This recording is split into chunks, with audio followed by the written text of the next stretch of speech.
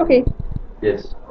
Det er Finansministeriet, og vi er klar med nogle statistikker og prognoser. Yes. Det skal lige siges, at vi er i år 2011 i december. Yes. Som I kan se, starter vi med at tage fat i Danmarks BNP. BNP'en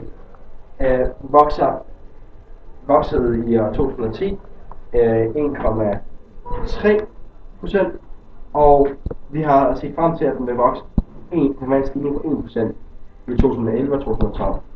Med kickstarten her, som vi har taget ind, så regner vi med, at vi kommer op på 1,4 i 2013. Men som sagt, så er der en stigning i den. Og på mere stigning i den, har vi kigget lidt på privatforbruget, blandt andet som et nøgletal deri. Vi har kigget på privatforbruget, hvor der var en stigning på 1,9% i år 2010.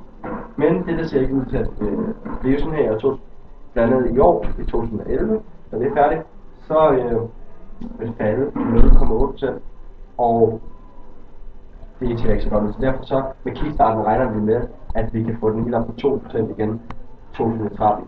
Det vil selvfølgelig være med til at få vores BNP til at stige, fordi at folk vil få flere penge mellem hænderne, og der vil blive højere forbrug, og på den måde så vil det, BNP'en også være med til at stige.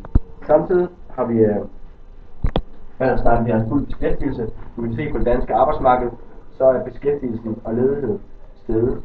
Eller beskæftigelsen er faldet, og ledigheden er steget, naturligvis.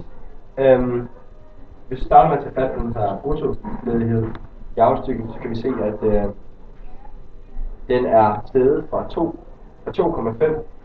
2,5% første i 2008, da finanskrisen brød, var det 4,4%, og så i dag har vi, eller i sidste år var det 5,7%, og i 2011 regner vi med 5,7 igen. Men det må lige stige en lille smule mere og top 6%, og så vil den falde igen til 5,7%, regner vi med, at den kan starte i 2013. Hvis vi så kigger på betalingsbalancen, hvilket er en af lyspunkterne i dansk økonomi, så kan vi se på den, at det ser jo godt ud. Fordi at betalingsbalancen har siden 2008 faktisk steget op til 50 millioner til næsten 97 millioner. Ja. Det skal selvfølgelig blive ved med at stige. Og vi tager på, at den være 105 millioner næsten faktisk i det her år om 2011. Og så vil den falde lidt igen. Men som sagt, ja, den stiger, og den er højt det vi kræver. Så langt vi får hentet nogle penge på den betalingsbalance. Kigger vi på den offentlige saldo, som Danmark lyder rigtig godt af, efter vi benytter os rigtig meget af den. Vi har blandt andet den her socialforsikring, der vi kører i vores samfund i dag, så det vil sige, at vi har rigtig, rigtig mange udgifter på vores offentlige saldo.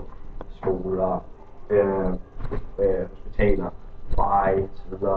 Men hvis vi kigger på den, så kan vi se, at der er rigtig store udgifter i den hvert år.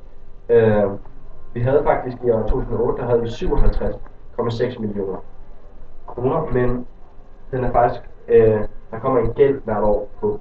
I 2010, der mistede vi 47 millioner, og den bliver ved med at stige. Men vi satser på, hvis vi kan få vores privatforbrug op og vores BNP op, så kan vi begynde at folk få flere penge, og vi kan på den måde få flere penge i skat, så vi kan betale mere igen.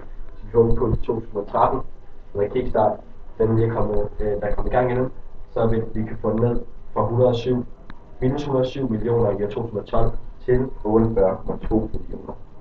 Yes. Okay.